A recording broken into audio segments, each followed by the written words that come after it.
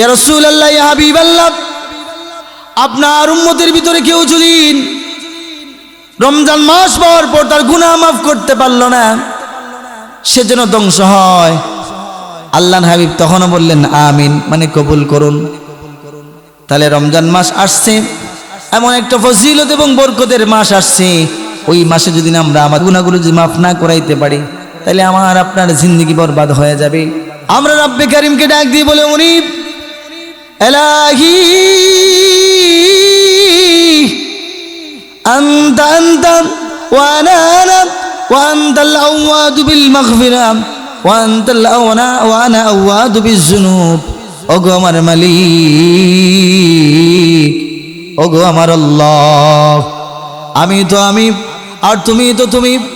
আমার কাজ হলো বারবার গুনাহ করা, তোমার কাজ হলো বারবার বান্দাকে ক্ষমা করে দেওয়া। আল্লাহ, আমি আবার গুনাহ করেছি, আমি আবার মাফ চাই, তুমি আবার আমাকে মাফ করে দাও। আল্লাহর কাছে যদি রুনাজারি করতে পারেন, আল্লাহর কাছে যদি চাইতে পারেন, আল্লাহ রাব্বুল আলামিন যদি তোমার জিন্দেগির গুনাহ মাফ করে দেয়, আর এই রমজান মাসটাকে যদি তুমি উপলব্ধি করতে পারো, আর আমল যদি সহি করে মানিয়ে নিতে পারো, আল্লাহ রাব্বুল আলামিন তোমার জিন্দেগির গুনাহ খাতা মাফ করে দিবেন। আল্লাহ রাব্বুল আলামিন এই দুনিয়ার জমিনে সৃষ্টির শুরু লগ্নে আমাদের পূর্বে এই দুনিয়ার জমিনে জিন জাতিগুলোকে তাকার উপযোগী করে দিলেন। তখন আল্লাহ রাব্বুল আলামিন আমাদেরকে কেন সৃষ্টি করলেন, একটু মনোযোগ দিবেন। এই দুনিয়ার জমিনে জিন জাতিগুলো ৩৫,০০০ বছর বিচরণ করলো। ৩৫,০০০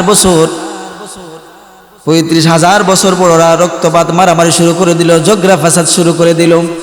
আল্লাহ রাব্বুল আলামিন হযরত জিবরাইল আলাইহিস সালামকে অর্ডার করলেন,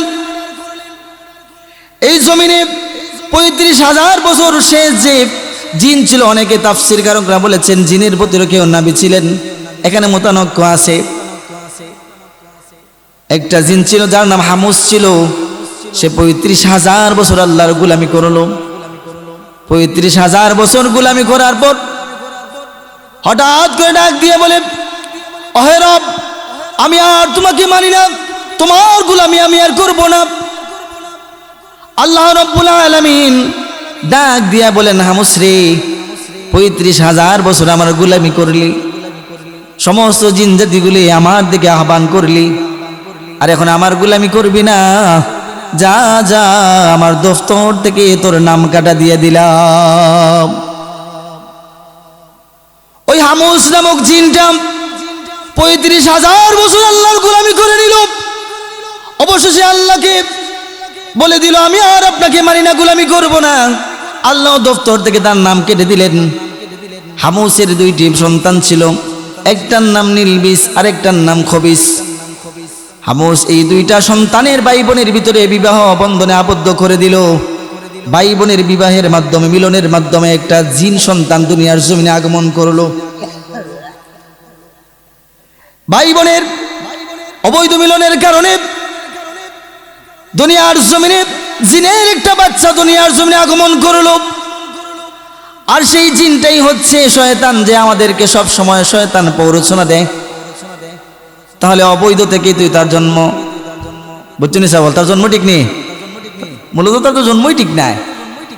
আমরা এই বিষয়ে আলোচনা করলে বুঝতে পারবো, বিষয়ে আলোচনা করতাম না। হামুসর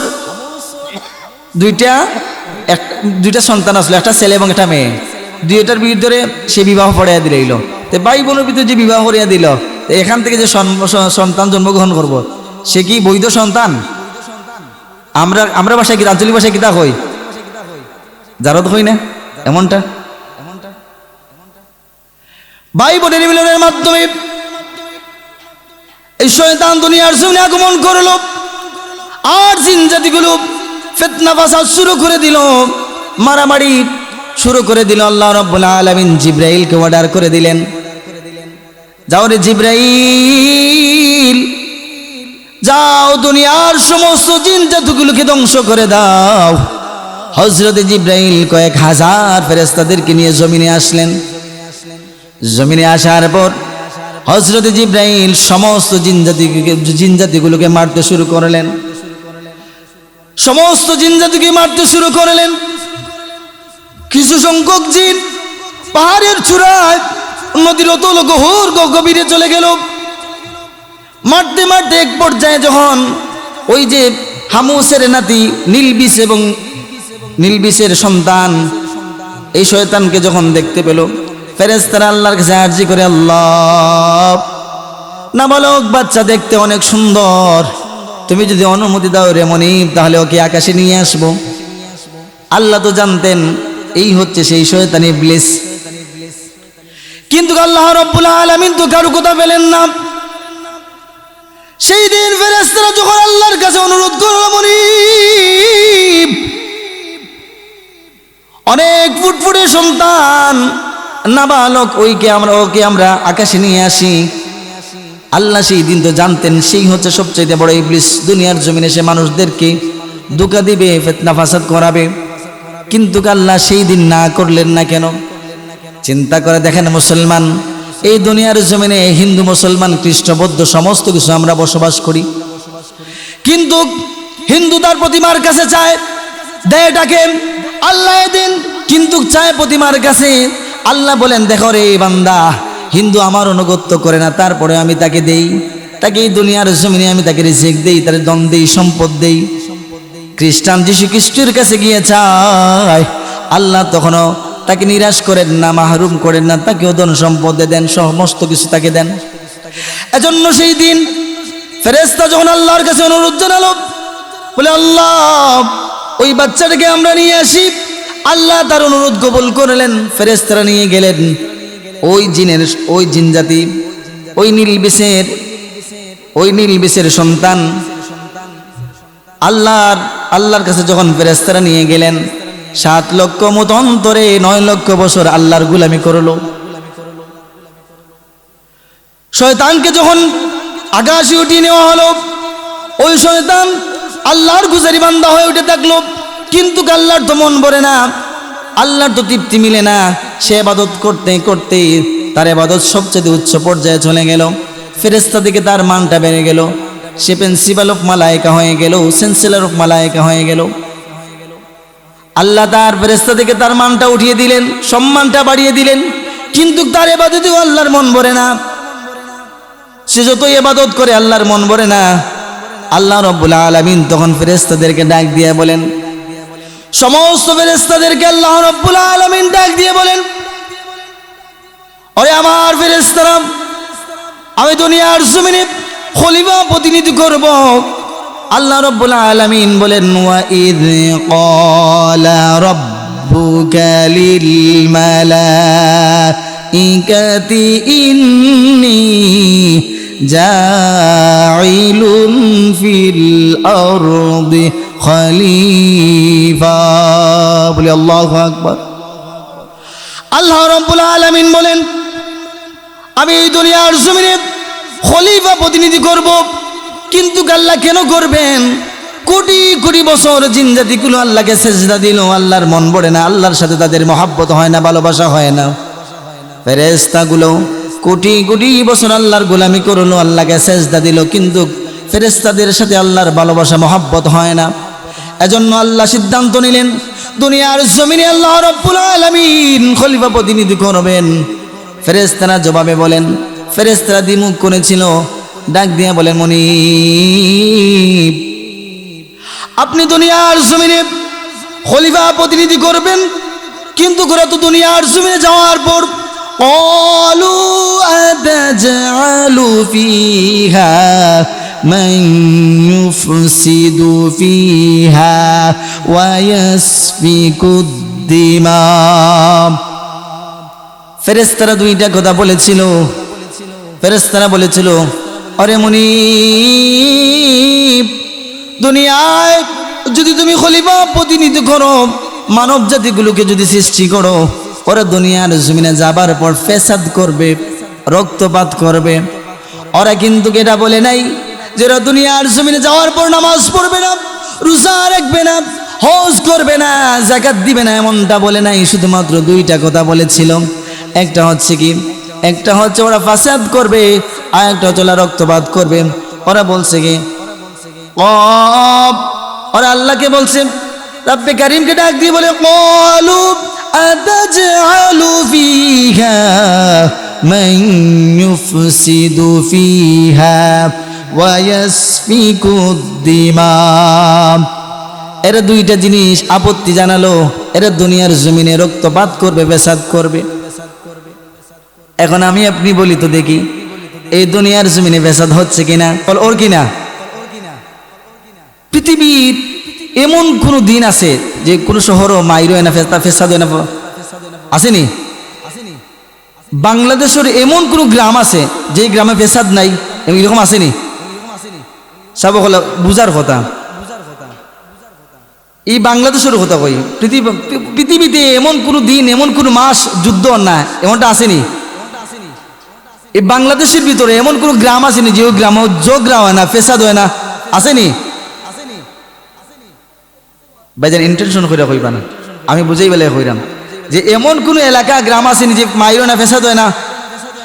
অবশ্যই হয়। তাহলে ফেরেশতারা ওই দিন কি আপত্তি করছিল? ওরা কইছে না যে আল্লাহর নামাজ পড়তো না, এরা রোজা রাখতো না, এরা হজ করতো না, এরা যাকাত দিত না, ইকান কইছে না? কিতা কইছে? ক্বালু আতাজআলু ফীহা মান ইউফসিদু ফীহা ওয়া ইয়াসফিকুদ দিমা। এরা ফসাদ করবে, এরা রক্তপাত করবে। তাহলে এটা বহাল আছে না নেই? ফেরেশতাদের কথা বহাল আছে না নেই? বহাল আছে। কিন্তু আমার আল্লাহ রাব্বুল আলামিন, ফেরেশতারা কোটি কোটি বছর আল্লাহর সিজদা করলো, কিন্তু আল্লাহর মন ভরে না। জিন জাতিগুলো কোটি কোটি বছর আল্লাহর ইবাদত করলো, সিজদা দিল, আল্লাহর মন ভরে না।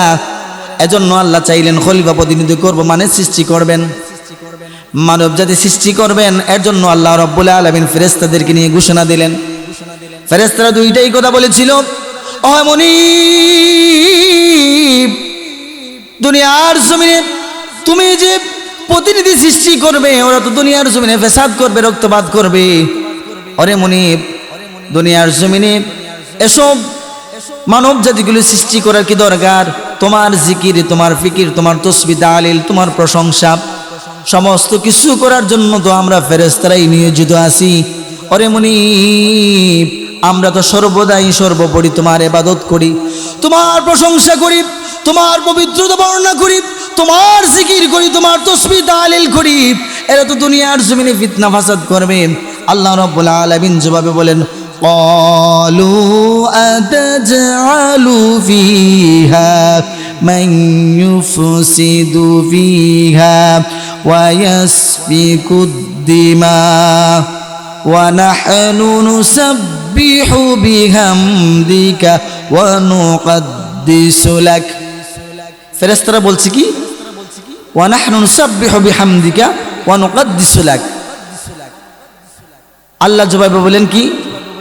ক্বালা ইন্নী আ'লামু মা লা তা'লামুন। আল্লাহ জবাবে বলেন, আল্লাহ রাব্বুল আলামিন তখন জবাবে বলেন, আরে ফেরেশতারা তোমরা শুনে রাখো, তোমরা জেনে রাখো, আমি আল্লাহ রাব্বুল আলামিন যা বুঝি তোমরা তা বুঝো না, আমি যা জানি তোমরা তা জানো না। এই বলে আল্লাহ রাব্বুল আলামিন দুনিয়ার জমিনে আমাদেরকে সৃষ্টি করেছেন। আর আল্লাহ রাব্বুল আলামিন ঘোষণা দিয়ে দেন, ওয়ামা খালাকতুল জিন্না ওয়াল ইনসা ইল্লা লিয়াবুদুন। আমি দুনিয়ার জমিনে জিন এবং ইনসান সৃষ্টি করেছি আমার ইবাদতের জন্য, আমার গোলামির জন্য, আমার দাসত্বের জন্য। আল্লাহ রাব্বুল আলামিন এই বলে দুনিয়ার জমিনে আমাদেরকে সৃষ্টি করলে আমরা আল্লাহর কতটুকু অনুসরণ করতেছি, অনুকরণ করতেছি, সেটা একটা আবার চিন্তা করতে হবে। এই দুনিয়ার জমিনে আল্লাহ রাব্বুল আলামিন আমাদেরকে সৃষ্টি করার পূর্বে জিন জাতিগুলোকে সৃষ্টি করেছেন। তারপরে আমাদের পিতা হযরত আদম আলাইহিস সালামকে যখন সৃষ্টি করলেন, সৃষ্টির সূচনা কোথায় থেকে শুরু হয় একটু বোঝার চেষ্টা করবেন। আল্লাহ রাব্বুল আলামিন তখন মানব জাতিকে সৃষ্টি করার জন্য যখন প্রস্তুতি গ্রহণ করলেন, তখন আল্লাহ রাব্বুল আলামিন হযরত মিকাইলকে বললেন, হযরত জিবরাইল আলাইহিস সালামকে বললেন, যাও তুমি দুনিয়ার জমিন থেকে মাটি নিয়ে আসো। হযরত জিবরাইল দুনিয়াতে আসলেন, মাটি যখন নেবেন, মাটি নিষেধ দেয়। নিষেধ দেওয়ার কারণে হযরত জিবরাইল আলাইহিস সালাম মাটি নিতে পারেন নাই। হযরত মিকাইল আলাইহিস সালামকে পাঠালেন, একাধারে হযরত ইসহাক আলাইহিস সালামকে পাঠালেন, সমস্ত কয়েকজন নবীকে পাঠালেন, কয়েকজন ফেরেশতাদেরকে আল্লাহ রাব্বুল আলামিন পাঠালেন, কেউ মাটি নিতে পারে নাই। অবশেষে হযরত জিবরাইল আজরাইল আলাইহিস সালামকে যখন পাঠালেন, আজরাইল দুনিয়ার জমিনে আসলেন, এক মুষ্টি মাটি নিলেন। হাদিসে পাকে বর্ণনা, মাটিগুলো শুধুমাত্র বাংলাদেশের মাটি ছিল না, পাকিস্তান, ভারত, ইন্ডিয়া, মারমা সহ সমস্ত গঠিত দেশ থেকে হযরত আজরাইল আলাইহিস সালাম মাটি নিলেন। মাটি নিয়ে যখন জান্নাতে গেলেন, আল্লাহ রাব্বুল আলামিন সেই মাটি যখন আকাশে নিয়ে গেলেন জিবরাইল আজরাইল আলাইহিস সালাম, আল্লাহ রাব্বুল আলামিন সেই মাটিকে 400 বছর 40 বছর আল্লাহ রাব্বুল আলামিন আকাশ থেকে বৃষ্টি নাজিল হলো। 40টা বছর সেই মাটিগুলো বৃষ্টিতে ভিজলো, ভিজতে ভিজতে কাদা মাটি হয়ে গেল। হাদিসে পাকে বর্ণনা, আল্লাহ রাব্বুল আলামিন এই মাটিগুলোকে বলেন খালিকুন বাশারুম মিন তিন। আল্লাহ রাব্বুল আলামিন সর্বপ্রথম মাটি নিয়ে আকাশে মাটি নিলেন। তারপরে আল্লাহ রাব্বুল আলামিন বললেন যে মাটিকে, আকাশকে অর্ডার দিলেন, তুমি মেঘ দাও, বৃষ্টি নাজিল হোক। 40টা বছর সেই মাটিগুলো ভিজতে থাকলো। 40টা বছর যখন ভেজার পর তারপর আল্লাহ রাব্বুল আলামিন দ্বিতীয় স্টেপে বললেন হামাইম মাসনুন। যখন ভিজতে ভিজতে মাটিগুলো কাদা মাটি হয়ে গেল, আল্লাহ রাব্বুল আলামিন আরো 40টা বছর সেই কাদা মাটিকে সুন্দর করে, এমন সুন্দর করে নিখুঁতভাবে বানালেন, হযরত আদম আলাইহিস সালামের একটা স্ট্রাকচার বানিয়ে নিলেন। হযরত আদম আলাইহিস সালামের মূর্তি বানালেন। 60 হাত মূর্তি ছিল, সুন্দর অবয়ব দিয়ে মূর্তিকে বানালেন। তারপরে সূর্যকে অর্ডার দিলেন, সূর্য আলো দিল আরো 40 বছর। 40 বছর সূর্য আলো দেওয়ার পর যখন এই হযরত আদম আলাইহিস সালামের দেহটা, প্রাণ ছাড়া দেহহীন দেহটাকে আল্লাহ রাব্বুল আলামিন সূর্যের আলোতে শুকালেন। যখন 40 বছর শুকানোর পরে দেখতে পেলেন টনটনে মাটির শক্ত হয়ে গিয়েছে। আল্লাহ রাব্বুল আলামিন কোরআনে পাকে বলেন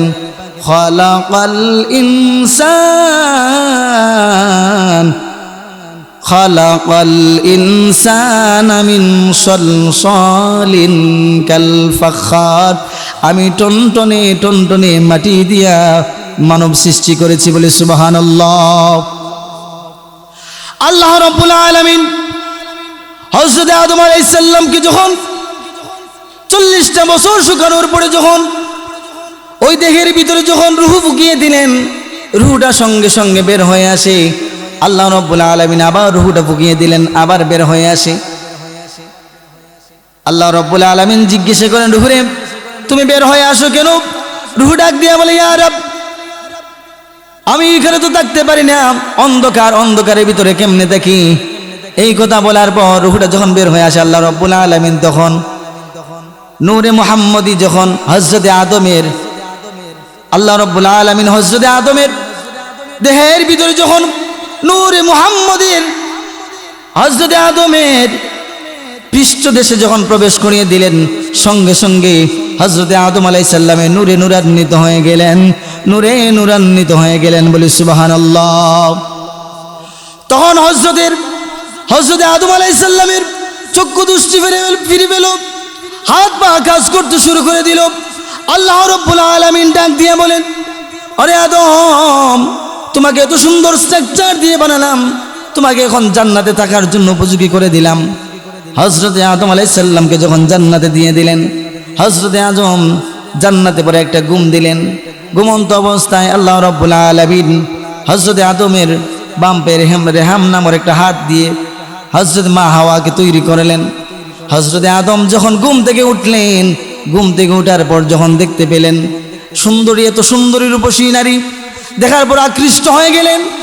হযরত আদম আলাইহিস সালাম যখন মা হাওয়ার দিকে আকৃষ্ট হলেন, আল্লাহ রাব্বুল আলামিন তখন থামিয়ে দিলেন, ডাক দিয়ে বলেন, ওরে আদম, তুমি আর সামনে এগোবা না, তুমি ওটাকে বৈধ করার জন্য, হালাল করার পর তারপরে তুমি সামনে যাবা। আল্লাহ রাব্বুল আলামিন হযরত আদমের জন্য হালাল কিভাবে করে দিলেন? আল্লাহ রাব্বুল আলামিন আদমকে বলেন, তুমি আমার বন্ধু মুহাম্মদ সাল্লাল্লাহু আলাইহি ওয়াসাল্লামের উপর 4 বার অথবা 10 বার দুরূদ শরীফ পড়ো, তোমার জন্য হযরতে হাওয়াকে হালাল করে দিব। বলি সুবহানাল্লাহ। আল্লাহ রাব্বুল আলামিন হযরত আদম আলাইহিস সালামকে মা হাওয়ার জন্য যখন হালাল করে দিলেন, আর আল্লাহ রাব্বুল আলামিন বললেন, তোমরা দুইজন জান্নাতে বসবাস করো। আল্লাহ রাব্বুল আলামিন কোরআনে পাকে বলেন, উসকুন আনতা ওয়া যাওজুকাল জান্নাহ, তোমরা জান্নাতে বসবাস করো, জান্নাতে তোমরা থাকো। হযরত আদম আলাইহিস সালাম এবং মা হাওয়া থাকলে লাগলেন।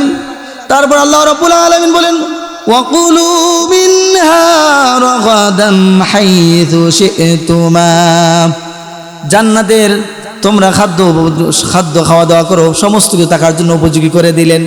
কিন্তু আল্লাহ রাব্বুল আলামিন নিষেধ দিয়ে দিলেন। আল্লাহ রাব্বুল আলামিন বলেন, ওয়ালা তাকরাবা হাযিহিশ শাজারাতা ফাতাকুনা মিনাজ জালিমিন। আল্লাহ রাব্বুল আলামিন তখন ওই একটা গাছকে ইশারা দিয়ে দেখিয়ে দিলেন, বললেন ওই গাছের ধারে পাশে তোমরা যাবা না। কিন্তু হযরত আদম এবং হযরত হাওয়া শয়তানের পৌরসনায় পড়ে মা হাওয়া যখন ওই গাছের নিচে গেলেন এবং ওই গাছের ফল খেলেন, হযরত আদম পিছনে পিছনে গেলেন। আল্লাহ নিষেধ দিয়েছিলেন ওই গাছে না যাওয়ার জন্য, ওই গাছের ধারে কাছে না যাওয়ার জন্য। কিন্তু হযরত আদম আলাইহিস সালাম হযরত মা হাওয়া আগে আগে গেলেন এবং হযরত আদম আলাইহিস সালাম পিছে পিছে গেলেন। ওই গাছের নিচে যখন গেলেন, ওই গাছের ফল যখন ভক্ষণ করলেন, সঙ্গে সঙ্গে মা হাওয়া এবং হযরত আদম আলাইহিস সালামের শরীর থেকে জান্নাতি পোশাক পড়ে গেল। আল্লাহ রাব্বুল আলামিন তখন হযরত আদম এবং হযরত মা হাওয়া আল্লাহর কাছে যখন তওবা করতে শুরু করলেন, বুঝতে পারলেন শয়তানের প্ররোচনায় পড়ে গেছেন।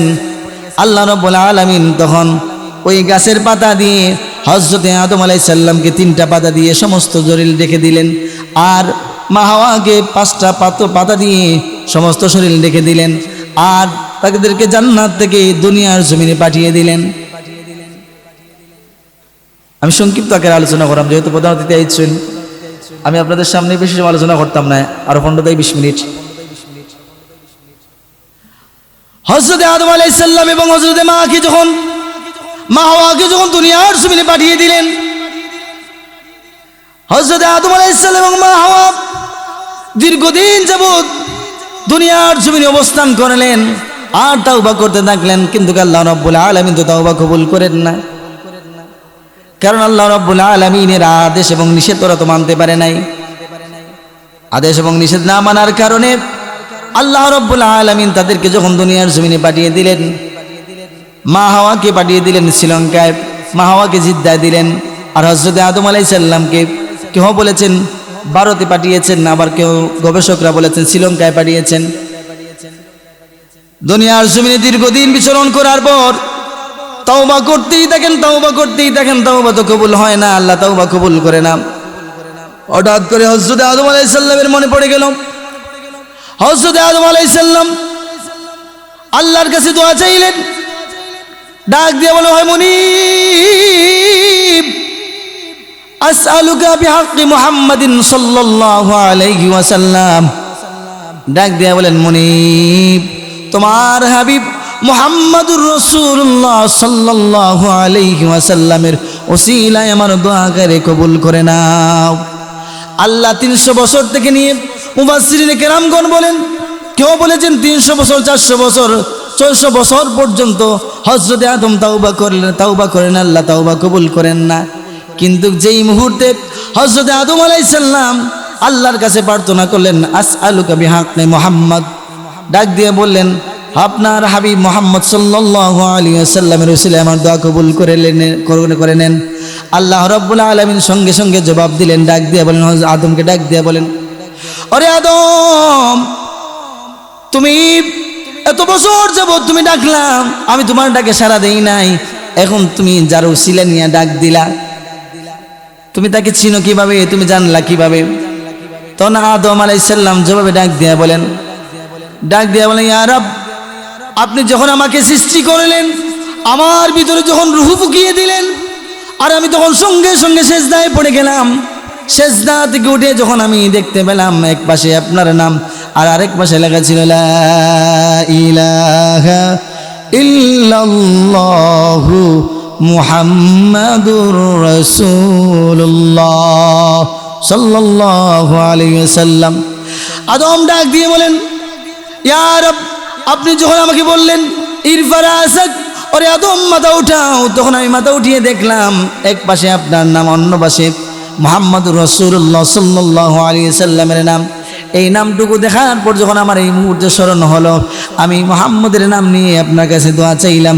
আল্লাহ রাব্বুল আলামিন বলেন, ওরে আদম, আমি তোমার দোয়া কবুল করে নিলাম, তোমার তওবা কবুল করে নিলাম। আর এই দুনিয়ার জমিনে যত মানুষ আসবে, যত মানুষ, সূর্য যখন পশ্চিম দিকে সূর্য ওঠার আগ পর্যন্ত এই দুনিয়ার জমিনে যত মানুষ তওবা করবে, দোয়া চাইবে, আমি আল্লাহ রাব্বুল আলামিন তার দোয়া কবুল করে নেব। বলে সুবহানাল্লাহ।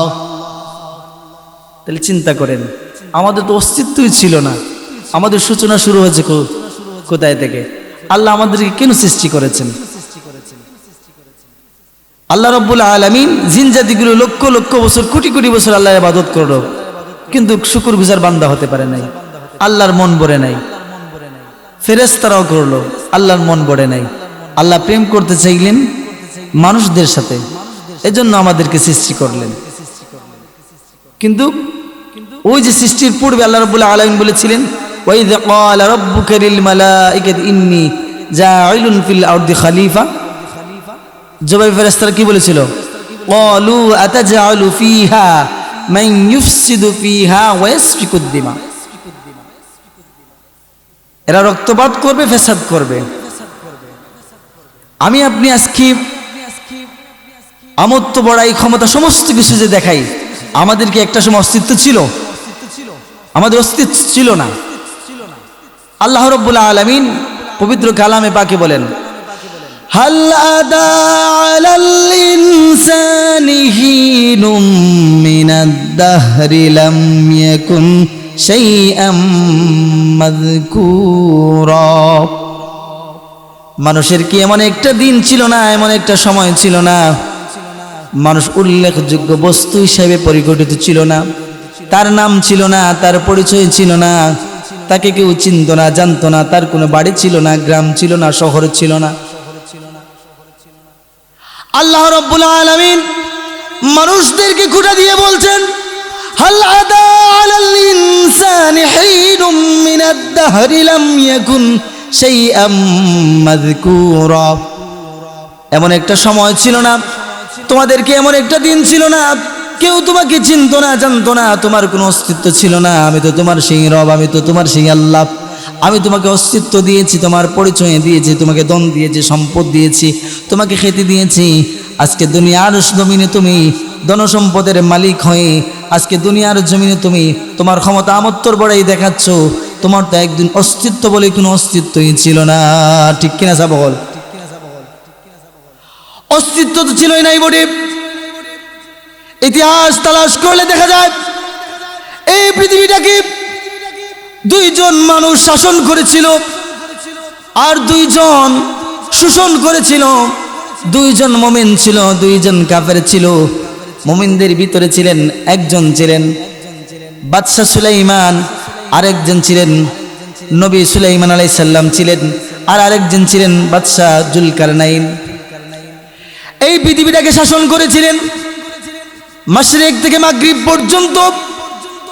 হযরত জুলকারনাইন এই পৃথিবীর বাদশা ছিলেন, কিন্তু ওনার ইন্তেকালের পূর্বে ওনার আপন মানুষদেরকে ডেকে ডেকে বলেন, ইন্তেকালের পূর্বে ডেকে ডেকে বলেন, আমি মারা যাওয়ার পরে, আমার জানাজার পরে আমার দুইটা হাত কাফন থেকে বের করে দিবা। জুলকারনাইন ইন্তেকালের পর তার স্বজনরা জানাজার নামাজ পড়ে জুলকারনাইনের দুইটি হাত বের করে দিল। দুনিয়াবি মানুষগুলো বলল, এই দেখো দুনিয়ার বাদশা ছিল, এত ক্ষমতা ছিল, কিন্তু গাছকে মরার পর দুইটা হাত বের করে বলছে আরো চাই, আরো চাই। তার স্বজনরা ডাক দিয়া বলেন, ওরে দুনিয়াবি মানুষগুলো শুনে রাখো, জুলকারনাইন বাদশা এই পৃথিবীর বাদশা ছিল, কিন্তু আজকে সে বুঝিয়ে দিচ্ছে তোমাদেরকে আমাদেরকে একটা মেসেজ দিয়ে যাচ্ছে। এই গোটা পৃথিবীর রাজত্ব যার ছিল, শাসন করেছিল, কিন্তু আজকে যাবার সময় শূন্য হাতে কবরে চলে যাচ্ছে। এটা দ্বারা তোমাদেরকে বুঝিয়ে যাচ্ছে, বরং দুনিয়া বলছে না। জুলকারনাইন নসিহত করে যায়, আমার ইন্তেকালের পর আমার দুইটা হাত কাফন থেকে বের করে দিবা, আর গোটা এলাকাটা ঘুরে ঘুরে তারপর আমাকে কাফন দিবা। কিন্তু দুনিয়াবি মানুষগুলো ডাক দিয়ে বলে, দেখো জুলকারনাইন জগতের বাদশা ছিল, কিন্তু আজকে সে মরণের পর দুইটা হাত বের করে বলতেছে আরো চাই।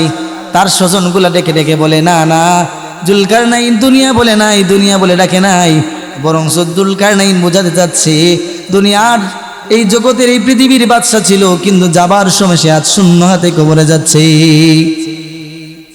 আমার আপনার একটা সময় অস্তিত্বই ছিল না, আজকে অস্তিত্বর বাহাদুরি করি। কিসের তো বাহাদুরি? এই দুনিয়ার জমিনে তো আমরা ক্ষণস্থায়ী।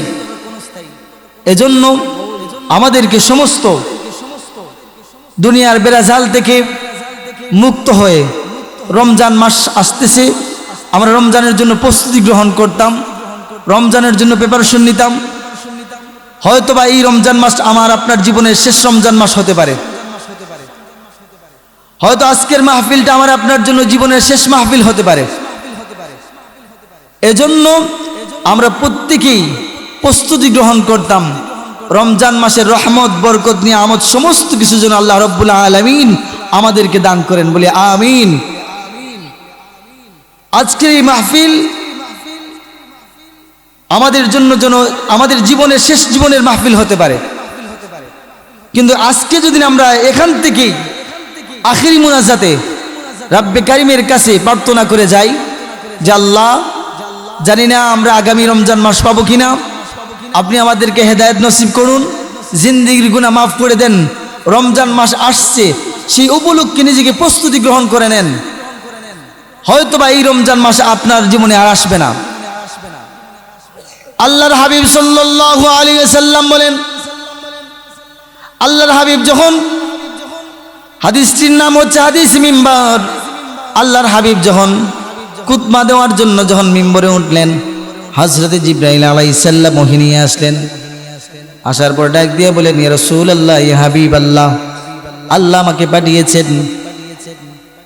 ইয়া রাসূলুল্লাহ, ইয়া হাবিবাল্লাহ, আপনার উম্মতের ভিতরে যদি কেউ আপনার নাম শোনার পরে যদি দুরূদ পড়ে না,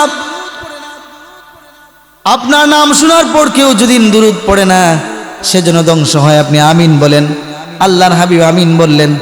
দ্বিতীয়বার যখন আল্লাহর হাবিব যখন দ্বিতীয় সিঁড়িতে আবার পা রাখলেন, হযরত জিবরাইল ডাক দিয়ে বলে, ইয়া রাসূলুল্লাহ, ইয়া হাবিবাল্লাহ, কেউ যদি হায়াতে জিন্দেগিতে তার বৃদ্ধ মা এবং বাবাকে পেল এবং খেজমত করতে পারল না, এবং দুনিয়ার জমিনে খেজমত করে জান্নাতের ব্যবস্থা করতে পারল না, সেই যেন ধ্বংস হয়।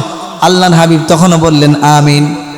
তৃতীয়বার আবার যখন আল্লাহর হাবিব সাল্লাল্লাহু আলাইহি ওয়াসাল্লাম তৃতীয় সিঁড়িতে পা দিলেন, জিবরাইল ডাক দিয়ে বলে, ইয়া রাসূলুল্লাহ, ইয়া হাবিবাল্লাহ, ইয়া রাসূলুল্লাহ, ইয়া হাবিবাল্লাহ, আপনার উম্মতের ভিতরে কেউ যদি রমজান মাস পাওয়ার পর তার গুনাহ মাফ করতে পারল না, সে যেন ধ্বংস হয়। আল্লাহর হাবিব তখনও বললেন আমিন, মানে কবুল করুন। তাহলে রমজান মাস আসছে, এমন একটা ফজিলত এবং বরকতের মাস আসছে, ওই মাসে যদি আমরা আমাদের গুনাহগুলো মাফ না করতে পারি, গুনাহগুলো যদি মাফ না করাইতে পারি, তাহলে আমার আপনার জিন্দেগি বরবাদ হয়ে যাবে। বরংস আল্লাহর হাবিব ঘোষণাও দিয়ে দিলেন, এজন্য রমজান মাস আসছে, আমরা রমজানের জন্য একটু প্রস্তুতি নিব। আজকে মুনাজাতে আমরা তওবা করে নিব। আমরা রব্বে কারিমকে ডাক দিয়ে বলে, মুনিব এলাহি আনতা আনতা ওয়া আনা আনা ওয়া আনতাল আওয়াদু বিল মাগফিরা ওয়া আনতাল আওনা ওয়া আনা আওয়াদু বিজ-যুনুব। ওগো আমার মালিক, ওগো আমার আল্লাহ, আমি আর তুমি তো তুমি, আমার কাজ হলো বারবার গুনাহ করা, তোমার কাজ হলো বারবার বান্দাকে ক্ষমা করে দেওয়া। আল্লাহ আমি আবার গুনাহ করেছি, আমি আবার মাফ চাই, তুমি আবার আমাকে মাফ করে দাও। আল্লাহর কাছে যদি রুনাজারি করতে পারেন, আল্লাহর কাছে যদি চাইতে পারেন, আল্লাহ রাব্বুল আলামিন যদি তোমার জিন্দেগীর গুনাহ মাফ করে দেয়, আর এই রমজান মাসটাকে যদি তুমি উপলব্ধি করতে পারো আর আমল যদি সহি করে মানিয়ে নিতে পারো, আল্লাহ রাব্বুল আলামিন তোমার জিন্দেগীর গুনাহ খাতা মাফ করে দিবেন। এজন্য সম্মানিত হাজিরিন, রমজান মাস আসছে, আমরা রমজান মাসের প্রস্তুতি এখন থেকে গ্রহণ করব।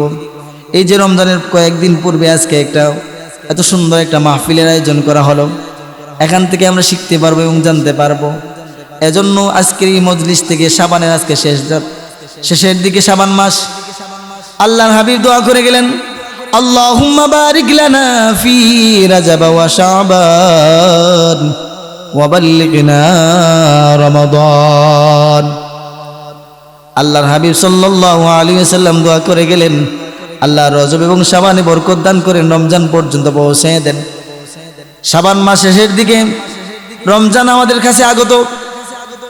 আমরা এই রমজান মাসে প্রবেশ করার পূর্বে আমাদের জিন্দেগির গুনাহ মাফ করে নিয়ে নতুন করে নিষ্পাপ হইয়া যদি রমজানে প্রবেশ করতে পারি, আল্লাহর হাবিব সাল্লাল্লাহু আলাইহি ওয়াসাল্লাম বলেন, আমার কোন বান্দা বান্দি যখন রমজান মাসে রোজা রাখে, ইফতার করে, আর সেই সবটুকু আল্লাহ রাব্বুল আলামিন কেমন পরিমাণ দেন সেটা তো মসজিদের মিম্বরে আলোচনা করেছি, সবল করছি না নি। রমজান মাসের আমলগুলো আল্লাহ নিজেই লিখিয়ে দেন, আল্লাহ নিজেই কিতা করেন, রমজান মাসের আমল লিখিয়ে দেন। এজন্য আমরা কিতা করতাম, রমজান মাস আর আমরা প্রস্তুতি গ্রহণ করতাম, রমজান হলে প্রিপারেশন নিতাম, আর বেশি বেশি করি ইবাদত করতাম। এটা ইবাদতের মাস, বরকতের মাস। এই মাসটা কার? আল্লাহর। এই মাসও যা ইবাদত করবো আল্লাহ নিজে আমরা দিবা। আল্লাহ রাব্বুল আলামিন আমাদেরকে সৃষ্টি করলেন আর বললেন, দুনিয়ার জমিনে আমি তোমাকে সৃষ্টি করেছি আমার ইবাদতের জন্য, আমার গোলামির জন্য, আমার দাসত্বের জন্য। আমলটা কেমন হতে হবে? আল্লাহ রাব্বুল আলামিন বলেন, লিয়াবলুয়াকুম আইয়ুকুম আহসানু আমালা। আল্লাহ রাব্বুল আলামিন প্রত্যেকের আমলনামা দেখবেন, কার আমলনামার ভিতরে তাকওয়া আছে, কার আমলনামার ভিতরে আল্লাহর ভয় আছে, কার আমলনামার ভিতরে আল্লাহর ভয় ভীতি আছে, সেই আমলগুলো আল্লাহ দেখবেন। আল্লাহ এই আয়াতের ভিতরে বলতে পারতেন, লিয়াবলুয়াকুম আইয়ুকুম আকসারু আমালা। আল্লাহ চাইলে বড় আমলের কথা বলতে পারতেন, বেশি আমলের কথা বলতে পারতেন, কিন্তু আল্লাহ রাব্বুল আলামিন বড় আমলের কথা বলেন নাই, বেশি আমলের কথা বলেন নাই। আল্লাহ বলছেন, লিয়াবলুয়াকুম আইয়ুকুম আহসানু আমালা। কার আমল কতখানি সুন্দর, সেই আমলখানি আল্লাহ রাব্বুল আলামিন দেখবেন। তুমি হজ কতবার করেছো, যাকাত কতটুকু করেছো, এটা আল্লাহ রাব্বুল আলামিন দেখবেন না। দেখবেন তোমার আমলের ভিতরে তাকওয়া ছিল কিনা, তোমার আমলের ভিতরে আল্লাহর ভয় ছিল কিনা। তুমি জিন্দেগি ভরা নামাজ পড়ে যদি তোমার কপালটাকে কালো করে দাও, আর নামাজের ভিতরে যদি আল্লাহর তাকওয়া না থাকে, আল্লাহর ভয় ভীতি না থাকে, তাহলে ওই আমলগুলো আল্লাহর কাছে পৌঁছবে না। তুমি জিন্দেগি ভরা যদি যাকাত দিয়ে যাও, হজ করো, হাজি নাম লাগিয়ে ফেলো, তুমি জিন্দেগি ভরা যদি ইবাদত করতে করতে তোমার কপালের ভিতরে দাগ ফেলে দাও, কিন্তু তোমার আমলের ভিতরে যদি আল্লাহর তাকওয়া না থাকে, ওই আমল আল্লাহর কাছে গ্রহণযোগ্য নয়। বরঞ্চ হিংসা নিন্দা ছেড়ে দিয়া মুনিবকে এমনভাবে ডাক দাও, এমনভাবে মুনিবের সামনে দাঁড়াও যে এইভাবে দাঁড়ালে মনে হতে পারে, হুজুর পূর্বে আলোচনা করেছেন, আল্লাহ বলেন, নবীও বলেন যে বান্দা যখন নামাজের মুসল্লায় দাঁড়িয়ে যায়, তখন আল্লাহ আর বান্দার ভিতরে কোনো হিসাব থাকে না। তুমি উপলব্ধি করতে হবে, আমি যে নামাজে দাঁড়িয়েছি, আমার সামনে আমার রব দাঁড়িয়েছেন, আমার রব আমাকে দেখছেন, আমি আমার রবকে দেখছি, কিন্তু তুমি তো দেখো নাই। কিন্তু বিশ্বাস করতে হবে, বিশ্বাসের নাম হচ্ছে তাকওয়া। আল্লাহ রাব্বুল আলামিন, এই তাকওয়া, আল্লাহ এক, এক আল্লাহকে বিশ্বাস করতে হবে, অনুগত্য করতে হবে। দুনিয়ার কোনো মানুষের অনুগত্য করলে তোমার জিন্দেগিতে বরবাদ হয়ে যাবে, আখিরাত তোমার জন্য জাহান্নাম হয়ে যাবে। আল্লাহ রাব্বুল আলামিন তার পরিচয় দেন, সূরাতুল ইখলাসের ভিতরে আল্লাহ রাব্বুল আলামিন তার একত্ববাদের পরিচয় দেন। আল্লাহ রাব্বুল আলামিন বলেন কুল হুয়াল্লাহু আহাদ, হে নবী আপনি বলেন আমি এক, আমার কোনো শরীক নেই। আল্লাহ তারপরে বলেন আল্লাহুস সামাদ, আমি মুখাপেক্ষী, আমি মুখাপেক্ষী নয়। আমরা দুনিয়ার সমস্ত মানুষগুলো মানুষের মুখাপেক্ষী, নয়তো আল্লাহর কাছে তো সর্বদা মুখাপেক্ষী। এমনকি মানুষের কাছে আমরা হাত পাতি, মানুষের কাছে আমরা যেতে হয়। আল্লাহ বলেন আল্লাহুস সামাদ, আল্লাহ মুখাপেক্ষী। লাম ইয়ালিদ ওয়া লাম ইউলাদ, আল্লাহ তার পরিচয় দেন। আল্লাহ বলেন আমি কারো কাছ থেকে জন্মগ্রহণ করি নাই এবং কাউকে আমি জন্ম দেই নাই। ওয়ালাম ইয়াকুল লাহু কুফুয়ান আহাদ, এমনকি আমার সমকক্ষ আর কেউ নেই। বলি সুবহানাল্লাহ। সূরা ইখলাসের ভিতরে আল্লাহ রাব্বুল আলামিন তার পরিচয় দিয়ে দেন। এই সূরাতুল ইখলাসের কতটুকু ফজিলত! আল্লাহর নবীর সাহাবী, আল্লাহর নবীর সাহাবী একদিন যখন মসজিদে নববীর দিকে আসছেন, জিবরাইল আলাইহিস সালাম আল্লাহ রাসূলের কাছে আসলেন। আসার পরে বলেন ইয়া রাসূলুল্লাহ, ইয়া হাবিবাল্লাহ, ওই যে আপনার সাহাবী আসতেছে, অনেকে আপনি কি চিনেন? আল্লাহর হাবিব ডাক দিয়ে বলেন ওরে ভাই জিবরাইল, আমি আমার সাহাবীকে কেমনে চিনব না, কিন্তু তুমি আমার ওই সাহাবীকে কেমনে চিনো? তুমি চিনলা কিভাবে? সাহাবী ডাক দিয়ে বলেন ইয়া রাব, হযরত জিবরাইল আলাইহিস সালাম ডাক দিয়ে বলেন আল্লাহ তোমার ওই সাহাবী সর্বদা সর্বোপরি সূরাতুল ইখলাসের এমন আমল করত যে আমলের কারণে আমরা আকাশের ফেরেশতারা আপনার ওই সাহাবীকে বিশেষ করে চিনি। বলে সুবহানাল্লাহ।